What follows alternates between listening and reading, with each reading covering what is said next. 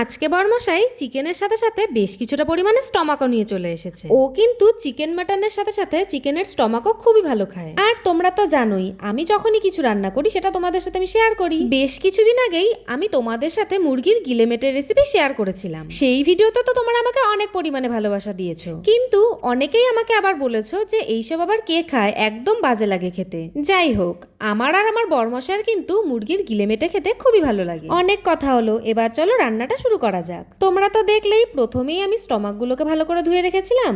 এরপর কড়াইতে পরিমাণ মতন তেল দিয়েই আমি ফোড়নে দিয়ে দিয়েছি জিরে, তেজপাতা, শুকনো লঙ্কা, লবঙ্গ, দারচিনি আর গোলমরিচ। ফোড়নটাকে বেশ কিছুক্ষণ ভেজে নিয়েই আমি কিন্তু এর মধ্যে দিয়ে দিয়েছি একটা বড় সাইজের পেঁয়াজ কুচি। পরিমাণ মতন লবণ আর হলুদ দিয়ে পেঁয়াজটাকে কিন্তু আমি লাল লাল করে ভেজে নিয়েছি। এরপর এর মধ্যে আমি দিয়ে দিয়েছি আদা রসুন বাটা আর কাঁচা লঙ্কার পেস্ট, আর দিয়েছি আগে থেকেই কেটে রাখা একটা টমেটো।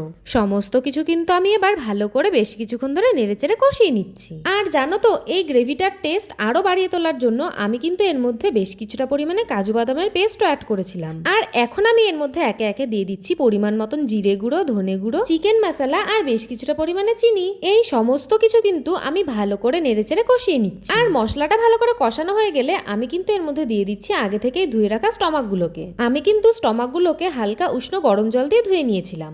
এবার আমি এই সমস্ত কিছু ভালোভাবে কষিয়ে নেব। আর জানো তো, রান্নাটা তো আমি নিজেই করেছি, কিন্তু আমার বরমশাই এসে বলছে আমাকে একটু নাড়তে দাও, দেখবে গ্রেভিটার টেস্ট আরো ভালো হবে। কি আর করা যাবে, এখন বরমশাই এসে সমস্ত রান্নার ক্রেডিট নিজেই নিয়ে নিল। চলো তোমাদের কিছু সুন্দর সুন্দর কমেন্ট পড়ে নেওয়া যাক। মৌমিতাগিরি দিদিভাই আমাকে বলছে তুমি কিন্তু অনেক মিষ্টি আর তোমার রান্নাগুলো খুবই ভালো লাগে। তোমাকে তো আমি আগের ভিডিওতেই কমেন্ট করেছি আমার নামটা নেওয়ার জন্য। এই তো দিদিভাই, আমি তোমার নামটা নিয়ে নিলাম। অঞ্জনা মণ্ডল দিদিভাই বলছে উচ্ছে দিয়ে মাছ কখনো খাইনি, কিন্তু রেসিপিটা খুব ভালো লাগলো। এই দেখো, চিকেনের স্টমাকের গ্রেভি কিন্তু আমার একদম রেডি। রেসিপিটা যদি ভালো লাগে তাহলে কিন্তু অবশ্যই বাড়িতে একবার ট্রাই করো।